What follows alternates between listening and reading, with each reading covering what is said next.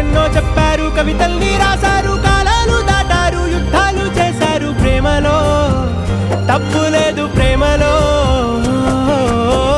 వేల వేల వెన్నెలంత నీదవాలి వెలుగునంత మోయమంటే నేను ఎంత రే.